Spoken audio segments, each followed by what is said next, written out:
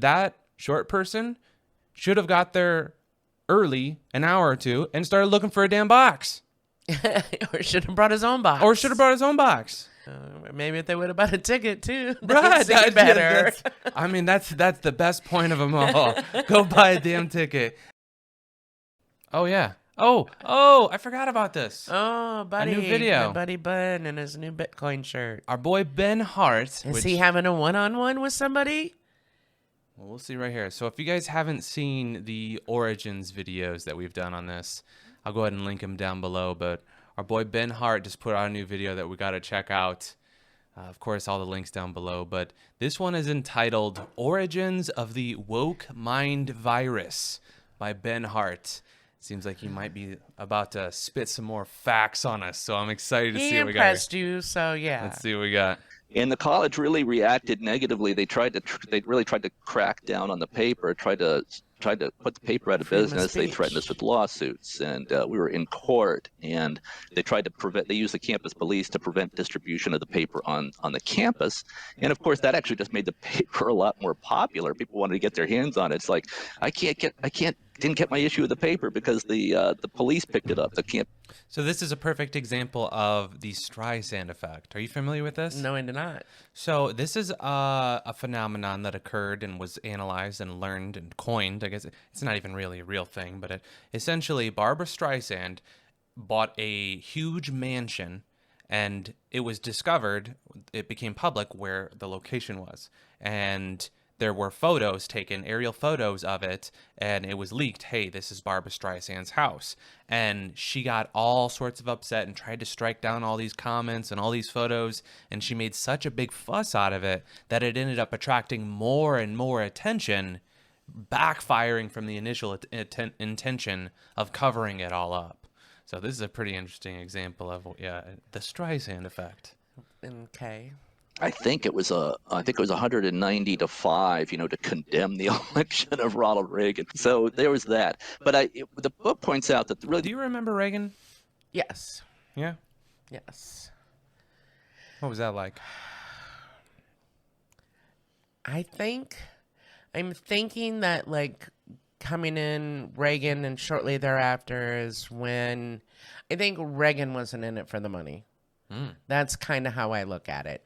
He really, I believe, yes, I was a bit younger and politics were not on my mind as much as they really aren't these days, but he just seemed honest and wholesome, not money hungry, not, and I could be all wrong. I could be full of shit. Well, that's the public perception. That's I think, what I remember. Yeah. And he made me believe that the country was good. Where the thing I remember, or it strikes me now, is that he wasn't in it for the money. Like now you got your lifelong senators and governors and they're all in it for the money, and it's an easy job. You don't have to work 2 or 3 months a year, and you get your income for the rest of your life. And Nancy Pelosi has been there forever and ever. Career politicians, and I just don't think Ronald Reagan was in it for the money. That's the thing that strikes me the most. Maybe absurd, but that's what I remember. Is it possible that all of these politicians and these career politicians and the people in power are all structured and kind of put in place all behind the scenes, and it's all, structured behind the scenes?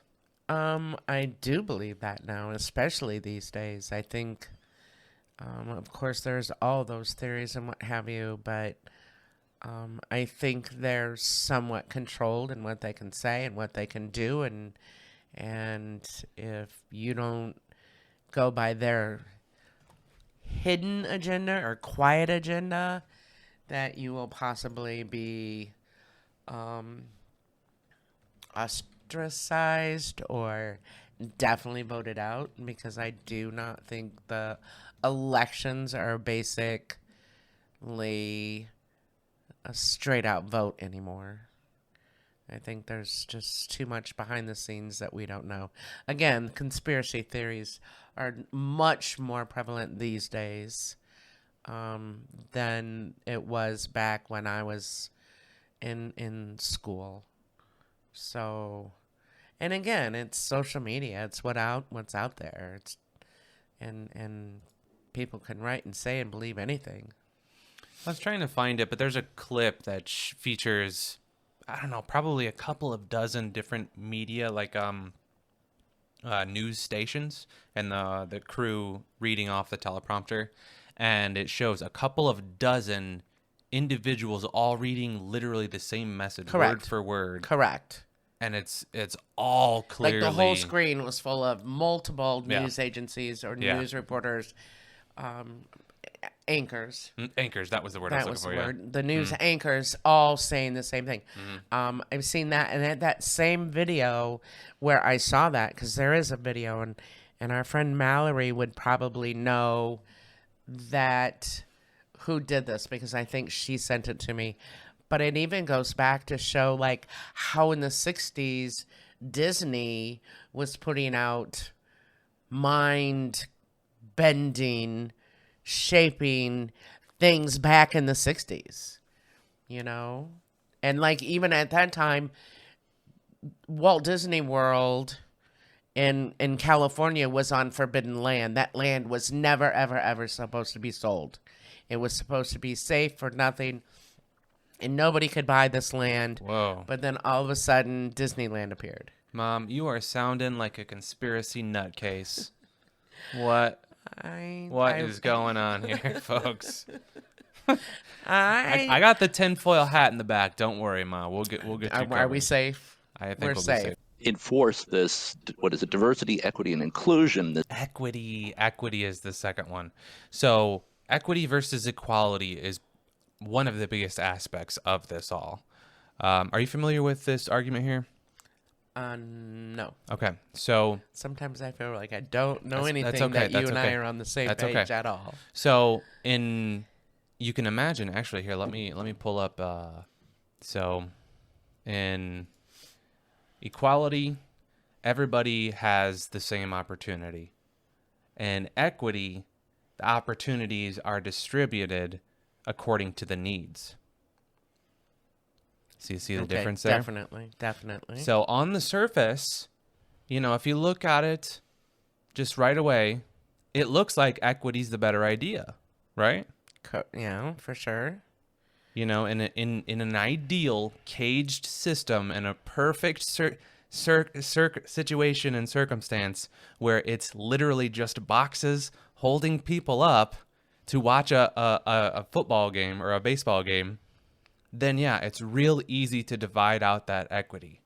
But in the real world, when you're trying to determine who gets what boxes because of their argument of their heights here, because it's not as simple as just, somebody that's 2 foot tall gets 2 boxes, somebody that's 3 foot tall gets 1 box, and the 4 foot tall gets none. It's not as simple as that.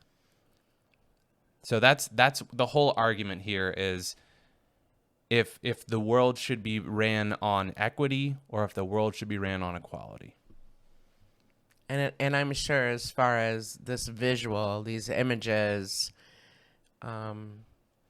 it can even go on to the racist side of it. Well, that's what he's going to Right. with the victim studies, because essentially what that's doing is it's arguing how many boxes each minority or group or XYZ box gets, because what I've started to call them privilege points, because they have certain privileges granted to them because they're a man or they're a woman or they're black or they're white or they're Asian, therefore they get 2 privilege points, so therefore they need 2 boxes or whatever it may be. But that's the whole thing, is they're arguing about how many of these boxes it may be because of they were born without this, or they don't have to deal with this when other groups do, and things like that. Totally understandable now. And And it makes a lot of sense, and it doesn't make a lot of sense in a lot of areas, I'm sure. It's essentially it's so deeply complex that there's no simple solution, on either side. No side is perfect. Yes, I guess as close as it can get for most people, I guess I shouldn't even say most people, but definitely for me, is everybody having this equal opportunity. I am massively for equality over equity because I don't want somebody to determine I don't deserve any boxes. Who is to say I don't deserve any boxes? I want a box. I want a box, but I'm going to work my ass off to get that box too. And as long as I have that opportunity, because it could be like this. Take a look in this very, very hypothetical situation, resuming back to the boxes here. That short person should have got there early, an hour or two, and started looking for a damn box. Or should have brought his own box. Maybe if they would have bought a ticket too. Right, that's better. That's the best point of them all. Go buy a damn ticket, and you don't have to use any boxes at all. Exactly. That's It'd be perfect. like me, go to the bar and have a beer and watch the game watch it on TV. the game. Yeah. Wow. Yep, sorry, that's me. How you speak impacts how you think, because when you speak, it's really just an expression of what you're thinking. And if they can just control speech with these speech codes, then they can really shape the country. Because there we go, Ben. You're speaking some facts now, dude. You're getting into that hot fire. He's got facts. He has proven to us over time and time and again. He's got facts, and he is super intelligent. He knows a lot of shit. Mm-hmm. Yeah. I think he said he wrote, what was it, 4 or 5 books? 5, 6? Multiple books. Very intelligent man. Yeah, absolutely. He's speaking the facts, and he knows, like, as far as that's their goal, is to control the speech. And the thing about it is, with the vastness, the monster size of the internet, how can you put a lid on free speech? Yeah, it's gonna be tough. But I think, like, the biggest conspiracy theory I just heard is when, I think it was a couple weeks ago, we had the glitch, and Verizon and AT&T had power outages, and I had heard that somebody's theory was, while everybody's phones could not work, they went in and sent different analog and shit through the system so that they can control people's phones and have more access to other than their phones, but companies and stuff like that. So, is true? Who knows? Again, Sure. Your mom has a few conspiracies that I read about, and I'm like, oh, that could be so true. So true. So scary. That's why I don't watch the news. Oh, man. Oh, man. Ben, what more hot fire you got for us, buddy? Let's go. And that is the propaganda that's coming directly from the intelligence agencies. I mean, it's not only the intelligence agencies, but it's being controlled largely by that, and of course it's filtered through the political parties and so forth. So that's what's happening. And Bitcoin, and I say it's a gigantic brainwashing machine. And they shut down the whole country, and it wasn't no total virus. It was like an experiment to see if they could do it. Could they control the American population and keep everybody at home? Could they? I mean, at this point, I just genuinely feel like the mainstream media is just a giant propaganda machine, just instilling one of two extreme viewpoints, and it's just keeping these people in an echo chamber of their dialogue, their whatever they're preaching at that given point. Totalitarianism, push button totalitarianism. I think that Edward Snowden, I think, coined that phrase. We'll have to look into Edward Snowden's work at some point. I'm sure you're not familiar with him, right? I've heard of him for sure, yeah, but I don't know much. He popped the lid on some crazy stuff. He's one, if I remember correctly, he's the one that essentially confirmed to us that they're listening to us on our phones. Like, he's the one that leaked all the hidden documents that said, hey, like, our lives are not what they seem, folks. Right. So we'll have to look into what all he did at some point. You'll enjoy that.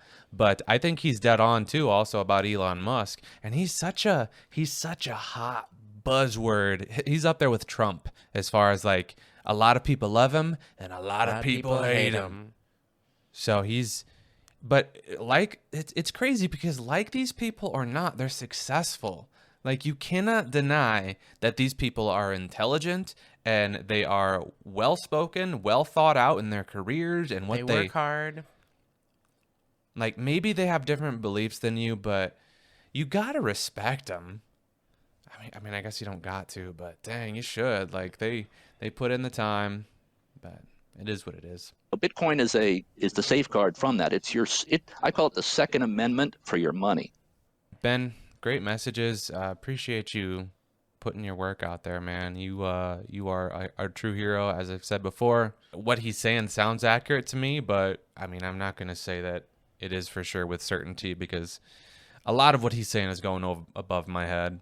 And I'm sure it is for a lot of people that are here. Mine too. He's clearly just an intelligent individual, and he knows what he's talking about. And I agree. Elon Musk is the same way. Elon Musk knows what he's talking about. And I think he's a good indicator of at least a good route to take in general. Like he's led himself and his companies to success repeatedly. Maybe he doesn't have the best marriage or relationship life. I think a lot of people will point to that. Well, what about him doing X, Y, or Z with so and so? It's like, hey, none of us are perfect. And if somebody's going to dedicate and devote their life to business and progressing themselves and progressing humanity, quite honestly, he's one of the few people that I think are actively trying to progress humanity in general. A lot of people hate on a positive Elon Musk. note, right? Right. A lot of people hate the guy, but you can't deny, like, he's doing more for humanity than anybody else, really. So. Yeah, and his sex life should matter. Yeah, exactly. But, Ben, yeah, thanks. Thanks, man. Well listen, we'll catch you later, Ben. Yeah, we'll catch you on the next one, man. Hit the like and subscribe. We'll see you guys all real soon. Much love. Cheers, Al. Peace. Peace.